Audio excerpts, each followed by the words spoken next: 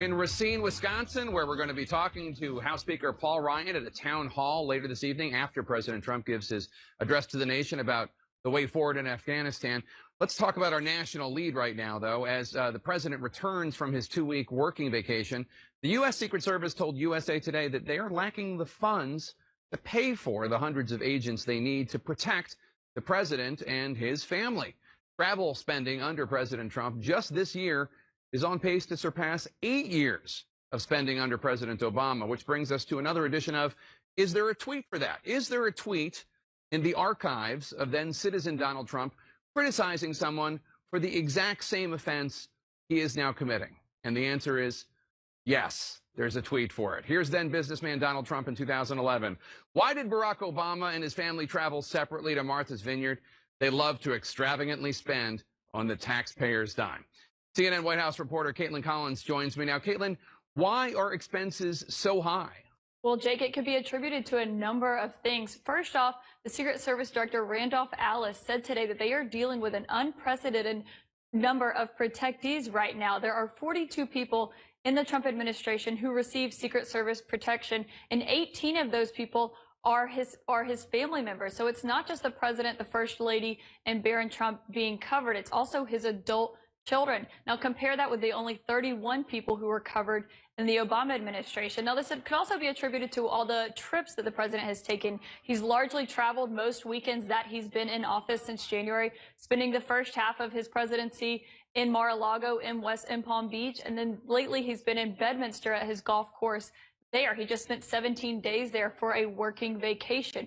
So it could be attributed to a number of things there, Jake. But also Secret Service Director Alice said that this isn't an unprecedented thing, that it's something that's been plaguing the Secret Service for years. It's not just a Trump administration thing. He actually released this statement today saying, this issue is not one that can be attributed to the current administration's protection requirements, but rather has been an ongoing issue for nearly a decade due to an overall increase in operational tempo. Jake. That's right. The issue has been going on for a long time, but it's much, much worse under this president with his extensive travel and his extensive adult family. What is the White House saying about this, Caitlin? Yeah, so we reached out to the White House today to ask them for a response to this loaded story about the Secret Service not being able to be paid, and they said that the president is committed to ensuring that Secret Service and all of those protecting our country have all the resources they need. We are going to continue to work with Congress on this important issue, which requires their actions. And of course, Jake, every president deserves a vacation, but the reason this is being highlighted is because, like you said earlier, as a citizen, the president regularly criticized Obama for every time he took a vacation or a trip that was funded by taxpayers. There's a tweet for it. Caitlin Collins, thank you so much. Appreciate it. Our politics lead now. Let's bring in the political panel to discuss the day's news.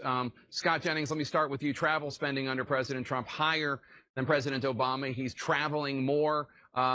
Is this fair game for people to bring up after President Trump criticized Obama for every vacation he took? I mean, sure, it's fair game to bring up, but I don't think it's going to have much political impact on the president. As the Secret Service Director says, this has been going on for a number of years. I think American citizens want their president and his family protected. So much like presidential travel in general, I think people understand that the president has to be protected, and that extends to a huge number of people. So I don't expect this to have any long-term impact on the president's standing. Susan Page?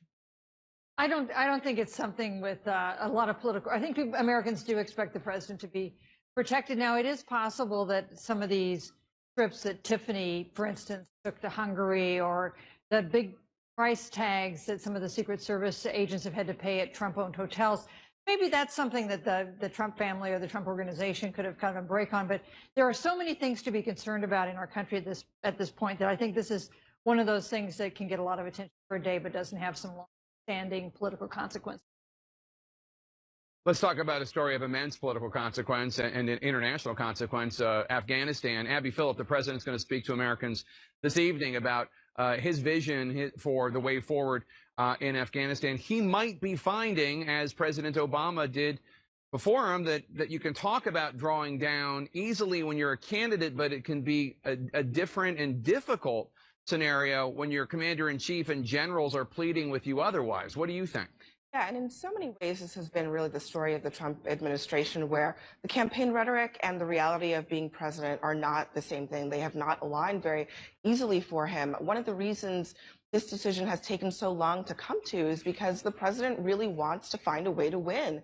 And the reality is that Afghanistan has been a place that not just the United States, but countries before it have gone there and struggled and found themselves in essentially a quagmire of a political conflict. I think this moment today, Trump is going to be really laying out I think a very important principle for his administration, how he's going to go forward, how he's going to frame what the United States wants to do in that region, and how he's going to recalibrate the campaign rhetoric that was frankly not very well aligned with the reality of conflict in the Middle East. I think it'll be an important moment for him to frame that for the American people. And it's one that he's been very reluctant to get to at this point. It doesn't seem very much like we're poised to really pull everything out like he said he wanted to do and reinvest at home. Scott, Steve Bannon, who has been ousted, was a very strong voice against U.S. interventionism, I suppose is what he would call it. I don't know that there is another voice as strong representing that point of view within the circle of the president's top advisors. If President Trump ultimately does order more troops to be sent to Afghanistan, do you think that that could hurt him with the base? No, I don't, because I think what the base wants to see is that a process was followed here to get to a good decision. And that's exactly what it looks like has happened. Secretary Mattis, H.R. McMaster, General Kelly led a process to get the president to the best possible decision. I've heard a lot of people say recently, Jake, is this a stable presidency? Are we shooting from the hip when it comes to policy? In this case, absolutely not. A good process was run. I hope the president does not turn Afghanistan over to the terrorists. It doesn't sound like he's going to. I think that's a decision Republicans will support, not just because it's the right thing to do, but because they followed a very solid presidential policy process to get there. And Susan, ultimately, no matter what people thought about Steve Bannon, I think it has to be said, he represented a unique point of view when it comes to a traditional Republican White House, in the sense that he was arguing for U.S. withdrawal. You usually don't hear that among senior advisors in a Republican White House. Well, that's right. Of course, you heard that from President Trump as a candidate on Twitter at campaign rallies. He ridiculed President Obama when President Obama announced his path forward 3 or 4 years ago on Afghanistan. And so this is a big turn for him tonight. And he's going to, it's his first nationally televised primetime speech on a single topic. And for that to be on a topic where he is switching position from what he said during the campaign, I think does raise some concerns among the people who voted for him, not because they wanted to continue and expand the war in Afghanistan, but because they wanted him to deliver on jobs, deliver on health care, deliver on tax cuts, some of the issues he's having a lot of trouble delivering on here. Abby, it's interesting. David Farenthold's been writing about the fact in your paper, The Washington Post, that at least 10 organizations have canceled their events at President Trump's Mar-a-Lago resort, ranging from the Red Cross to the Susan G. Komen Foundation to the Palm Beach Zoo. Might President Trump view this kind of activism against him differently than he does some other criticism because it's hitting him in the wallet? Well, I think this president is not really a huge fan of criticism in general, but certainly when it has to do with his money, he's particularly sensitive to it. And I think he's extremely proud of these businesses, especially Mar-a-Lago. And the idea that companies could be making a statement against him by pulling out of events at his resorts is certainly going to needle him in the side. It remains to be seen. So far, we haven't seen him talk about it yet, but it's possible that he might, because, this is a president who, when he goes home to these resorts, to Bedminster, to Mar-a-Lago, he's touting them. He wants people to know that he is there, that he's part of what it means to be a member at these clubs. People are paying $200,000 to be a member at Mar-a-Lago. So it's extremely important to him that he maintain the sort of the aura of the kind of presidential abode while he's in office. And I think it will clearly upset him that companies are making political statements about him through his companies.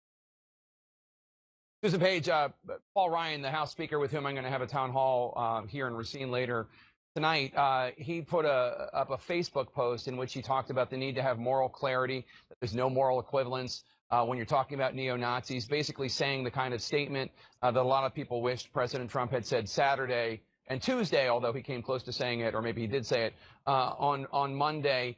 Do you think that this is a break, that these Republican leaders who are saying these things are breaking from President Trump, or is something else going on? You know, clearly there's some concern in the Republican Party, and particularly the Republican Party of Paul Ryan. Remember, he's an acolyte of Jack Kemp, who really stood up on racial issues in the Republican Party. And so I think there is some expectation that Paul Ryan would already have done more and would do more now, because while he's spoken out against neo-Nazis and white supremacists, believe me, politically, that's not such a tough thing to do. He hasn't really talked about the president directly, and I'm wondering if that's one of the things that he might be forced to address, like it or not, at your town hall tonight.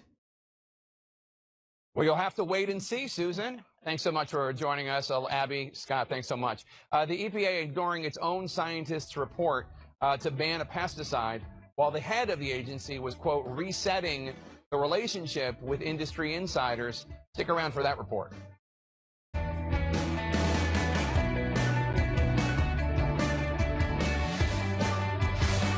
Most trusted name in news.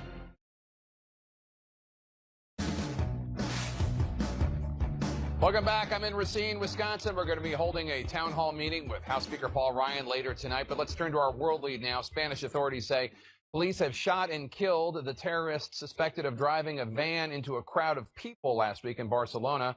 Younes Abu Yaqub, 22-year-old Moroccan national, is alleged to have been the sole driver of the van that killed 13 people and injured more than 100 others. Police say a woman alerted authorities after recognizing him from photos they had put out. He was found with different knives, and police believe he was on the run by himself. Investigators say he fled the scene of Thursday's attack on foot before hijacking a car to escape. Abu Yaqub was one of the 12 terrorist suspects linked to the attack. Authorities have said none had previously known links to terrorist activities. Let's turn now to the latest installment in our Earth Matters series. Internal documents from the Environmental Protection Agency show EPA Chief Scott Pruitt promising, quote, a new future for agriculture industry executives who wanted to keep using a potentially harmful pesticide. That promise came just weeks before the EPA officially reversed a proposed ban on that pesticide, which has been linked to lower IQ and developmental delays. CNN's Renee Marsh joins me now. Renee, what are we learning from the 700 pages of internal agency documents? Well, Jake, the newly released internal EPA emails are raising eyebrows for some. The emails depict an agency that wants to redefine its relationship with the industry it is supposed to regulate, specifically the agriculture industry. The internal email suggests that the EPA wants to take a new approach to an industry, again, that it's supposed to regulate. One email details what one top EPA official told a farming industry group just weeks before the EPA made a decision on whether to ban a dangerous pesticide.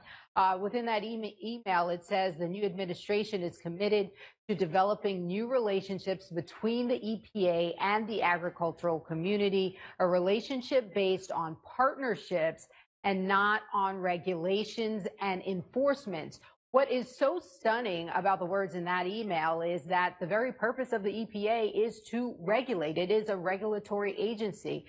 Just under a month before the EPA rejected a ban on the widely used pesticide chlorpyrifos, emails show that Administrator Scott Pruitt promised a, quote, new day for the agriculture industry that wanted to continue to use this pesticide. Now, Jake, the issue is that scientists believe that this pesticide is connected to developmental problems in children.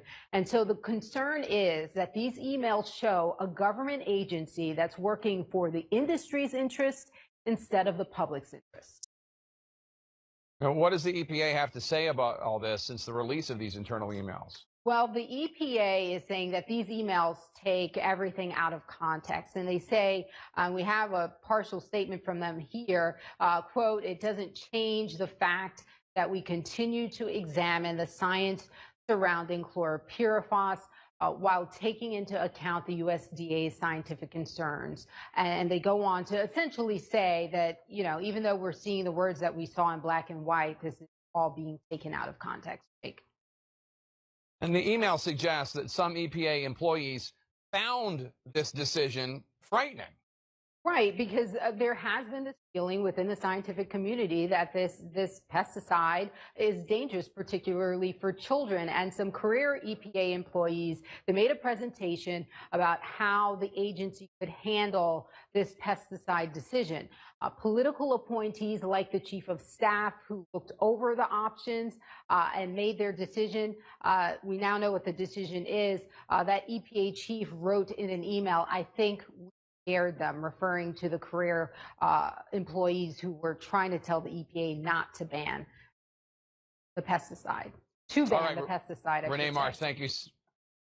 Renee Marsh, thank you so much. Appreciate it. Be sure to tune in tonight for the exclusive live town hall with House Speaker Paul Ryan that immediately follows the president's primetime address on Afghanistan, which will be at 9 o'clock Eastern. I'll be joined by Speaker Ryan here in Racine, Wisconsin. He'll answer questions from his constituents about the president's announcement, about the challenges facing Congress when they return to the Hill, and much, much else. It all starts with the president's address again at 9 p.m. Eastern, followed by the town hall at around 9:30 Eastern right here on CNN. That's it for the lead.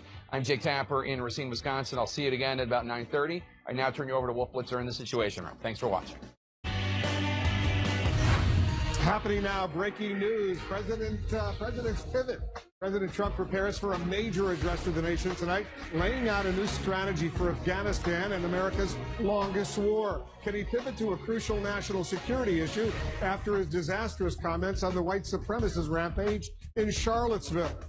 Destroyer crashed. 10 sailors are missing, and a U.S. Navy warship is badly damaged after colliding with a commercial tanker. It's the fourth incident this year, and the Pentagon is demanding to know why. Out of cash. The Secret Service says it's out of cash in part due to the constant travel by the president to his private resorts and his trips by his adult children. Hundreds of agents are working overtime and won't get paid. And good night, sun. For the first time in a century, the sun goes into total eclipse on a coast-to-coast path across the United States. In many cities, day turns to night. As the moon blocks the sun, millions take the day off or stop what they're doing to watch. I'm Wolf Blitzer. You're in the Situation Room.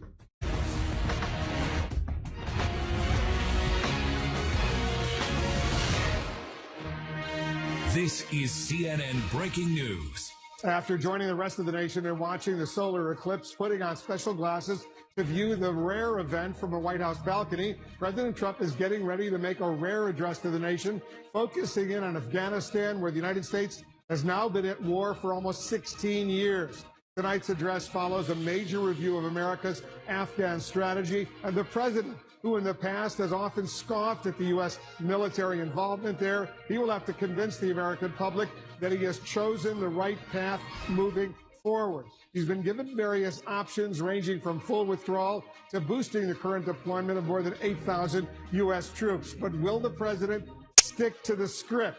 There will be close scrutiny after he went off the rails last week at an event that was supposed to focus in on infrastructure, going on to equate the white supremacists and counter protesters who clashed in Charlottesville. 3 new polls in key battleground states are a new setback to the president's standing right now in Wisconsin, Pennsylvania, and Michigan, all of which he won last November. Nearly 2/3 of respondents now say they are, quote, embarrassed by the president. And a search is on for the 10 American sailors missing after a U.S. Navy destroyer collided with a commercial tanker just east of Singapore. The U.S. warship limped into port with its hull ripped open. It's the 4th major accident for U.S. Navy ships this year in Asian waters, raising serious questions about readiness. I'll talk with Democratic Congressman Mike Quigley of the House Intelligence Committee. And our correspondents and specialists and guests, they're standing by with full coverage of the day's top stories. Let's begin with the president's address to the nation, revealing his decision on how to move forward in Afghanistan. CNN's Jessica Schneider is joining us from the White House right now. Jessica, what can we expect? Well, Wolf, it's possible tonight that we'll hear the president present a plan for up to 4,000 troops in Afghanistan. But the White House has not released any script that the president will stick to. They also haven't revealed any details about what the president could present when he speaks not far from here in Fort Myer, Virginia tonight. Of course, this address about the Afghanistan war will come at a time at some internal turmoil here at the White House amid staff shakeups, also some plunging poll numbers, which begs the question, will Americans get fully behind whatever plan President Trump presents? Tonight, President Trump will make his first major national security address in prime time. The commander-in-chief will lay out his military strategy in Afghanistan after months of lengthy and delayed deliberation. It's a very big decision for me. I took over a mess, and we're going to make it a lot less messy. The president met with top national security advisors at Camp David Friday, announcing Saturday he had made his decision, which remains under wraps. 500 meters! President Trump has been presented with a wide range of options, everything from full withdrawal to the deployment of up to 4,000 more soldiers, adding to the roughly 8,000 already there. New troops are an option that recently ousted Chief Strategist Steve Bannon opposed. Bannon, along with the founder of the controversial military consulting firm Blackwater, lobbied the White House to rely more heavily on private defense contractors. Officials say the president remains deeply skeptical about a continued presence in Afghanistan. But the hawkish generals on his team, including National Security Advisor H.R. McMaster and Defense Secretary James Mattis, warn full removal could create a vacuum to be exploited by terrorist groups. Secretary Mattis gave a blunt assessment about the state of the 16-year war in June. We're not winning in Afghanistan right now. It's a war the president spent his campaign speaking out against. $6 trillion. $6 trillion. Could have rebuilt our country twice. All together on wars in Iraq and Afghanistan. Before he announced a run for the presidency, Donald Trump tweeted extensively, advocating full withdrawal. Afghanistan is a complete waste. Time to come home. We should leave Afghanistan immediately. No more wasted lives. In presenting his plan, the president will ask Americans to trust him on a new Afghanistan strategy. But his proposal comes in the midst of staff shakeups inside the recently remodeled White House and questions about the president's leadership after he made these remarks about white supremacist rallies in Charlottesville, Virginia. You had some very bad people in that group. You also had people that were very fine people on both sides. In the wake of those comments, the president finds his poll numbers sagging in key states that propelled him to the White House. Less than 40% of registered voters in Michigan, Pennsylvania, and Wisconsin approve of the president's job performance, while 64% of voters in Michigan and Wisconsin say they've been embarrassed by the president, 63% saying the same in Pennsylvania.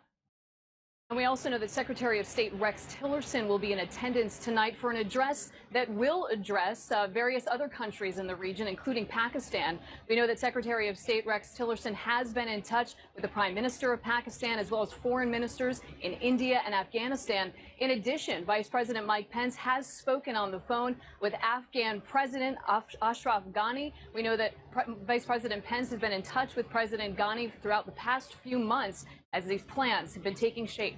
Wolf? Jessica Schneider reporting for us from the White House. Thank you.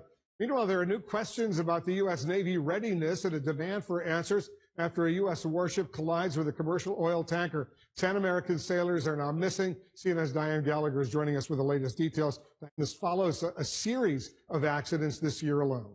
That's right. And, you know, Wolf, a collision in itself is really considered rare. 4 incidents since January is absolutely unheard of. And they're all based in Asia. So this really is a troubling trend, to say the least. In some cases, it's been deadly, which is why, as they continue to search for those missing sailors, the Navy ordered a complete review, at least a one-day pause in operations, so they figure out what's wrong with. Tonight, search and rescue efforts are underway for 10 missing sailors from the USS John S. McCain.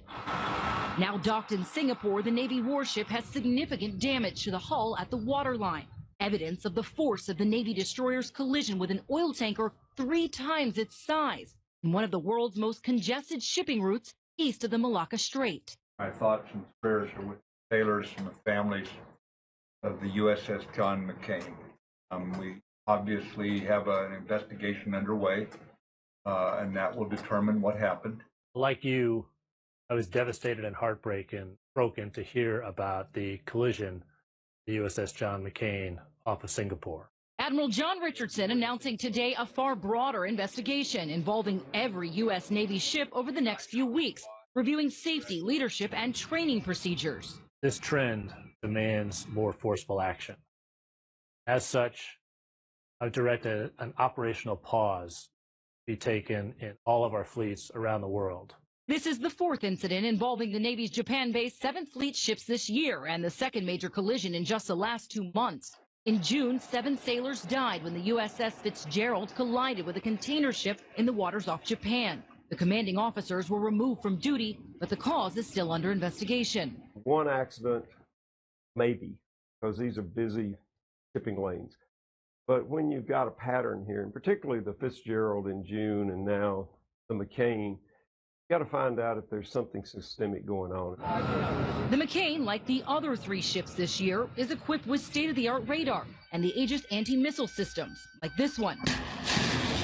Based in Japan in part due to the North Korea threat, the pattern of problems has potential to shade the perceptions among enemies and allies in the region. There are potentially training issues for U.S. sailors. There are potentially operational issues. There are potentially logistical issues. All of that together really means that the United States is not as powerful as it should be in terms of the weapons that it has deployed. All the more reason to root out the cause quickly. This requires urgent action. We need to get to it and take corrective action. And Admiral Richardson calling for a brisk but fleet-wide introspective examination, basically determining if this is an issue with leadership, training, perhaps readiness could be a factor. And they're also going to look at the technology and, of course, Wolf, whether or not an outside force could be at play. If this is some sort of sabotage, again, the goal is to leave no stone unturned because, of course, there are 10 families tonight who are going through just an unbearable feeling of not knowing what happened to their son. Yeah, what an awful, awful situation. All right, Diane, thanks very much. Diane Gallagher reporting for us. Joining us now, Democratic Congressman Mike Quigley of Illinois. He's a key member of the House Intelligence Committee. Congressman, thanks for joining us. Thank you. So this is the third time this year alone a U.S. Navy warship has collided with another vessel in Asia, in the Pacific over there. Is this simply a coincidence? What is the problem here? It's hard to imagine that it's just a coincidence. And just 2 weeks ago, I was on the USS Pittsburgh, one of our fine submarines, and you couldn't help but be impressed by the crew and the operations and the great job that they're doing. But the fact that this has happened so often just this year raises the questions. I think the Navy's doing the right thing, suspending operations briefly and reviewing everything from the top down. I suspect come September, when we get back in Congress, there'll be congressional reviews as well. If it's not a coincidence, what do you fear? It could be. I'm looking at the list. The USS John McCain, most recently, the USS Fitzgerald, off the coast of Japan, 7 U.S. sailors dead. The USS Lake Champlain, struck by a small fishing boat off Korean Peninsula. The USS Antietam ran aground trying to anchor in Tokyo Bay. If these aren't just a coincidence, what could it be? Yeah, look, I think you don't rule anything out, including the mischief that was referenced, but I think it's more likely that it's just the basics. You know, what are we doing with training, our technology? You know, how are we moving these ships around in a modern war fleet in busy lanes? So I think you leave no stone unturned, and you look to take care of those sailors that we have lost and their families in the meantime. Yeah, they clearly have to do a major investigation. But when you use the word mischief, what do you mean by that? Well, the reference is made earlier in the report that they're worried about some sort of outside influence doing this. I doubt that. I don't think it's possible. But again, given the magnitude of this and what's at stake, you don't rule anything out. You let the experts do their job. How do these incidents impact America's security over there, not far from the Korean Peninsula, in light of the threat from North Korea and the massive U.S., Korean, South Korean war games exercises that are about to begin? We know the North Korean regime hates them. Yeah, I was there in 2015 during these maneuvers and these operations. And if you recall, that was the time when the mines blew up on the DMZ and the tensions were high as they've been recently. We have to be on our A game. There can be no mistakes, no misunderstandings of what our intentions are. Again, we have to be impressive. We have to show the world that we're the best out there, and I think we are, but we can't have any more mistakes. We're awaiting President Trump's announcement tonight on Afghanistan. He's delivering a major address to the American public, 9 p.m. Eastern. As you know, back in 2012, when he was still very much a private citizen, he said rebuilding Afghanistan is, quote, not in our national interest. He also called it, quote, a complete waste. What do you expect to hear from him tonight? You know, if you believe the reports, we're talking about an escalation here. It's going to be a tough sell for some of the reasons that candidate Trump talked about. This is a war now 4 times longer than the Civil War, or for us, the Second World War. 16 years with trillions spent, thousands of lives lost. It's hard to imagine a new strategy that's going to turn this around. I'm also hoping the president will reference the recent Russian involvement with the Taliban and their attempts to undermine the government of Afghanistan. What will our NATO allies do in this effort? And finally, Congress needs to take a role. We've abdicated our responsibility in all these conflicts and potential conflicts for too long. This is an authorization of use of military force that's what, 16 years old now. Congress can't just talk about it. It has to actually vote and advise the president accordingly. Yeah, I'm looking at some of his tweets from 2012. It's time to get out of Afghanistan. We are building roads and schools for people that hate us. It's not in our national interest. He's got another one. Afghanistan is a total disaster. We don't know what we're doing. They are, in addition to everything else, robbing us blind. Here's the question. You think another few thousand, the U.S. has about 8,400 troops in Afghanistan right now. You think another few thousand is really going to make much of a difference? It's hard to imagine that it will. I'll be anxious to listen to the president tonight and to get briefed when we get back in Washington, D.C. I do know that more troops means the more potential for some of them being injured or killed and creating an ever-widening, again, conflict there and U.S. involvement. I think that's what Americans and members of Congress are most concerned about. 16 years already, America's longest war. Congressman, there's more we need to discuss. I got to take a quick break. We'll resume our special coverage right after this. The breaking news we're following, President Trump will make a rare primetime address to the nation tonight, revealing his plan going forward in Afghanistan, America's longest war, 16 years.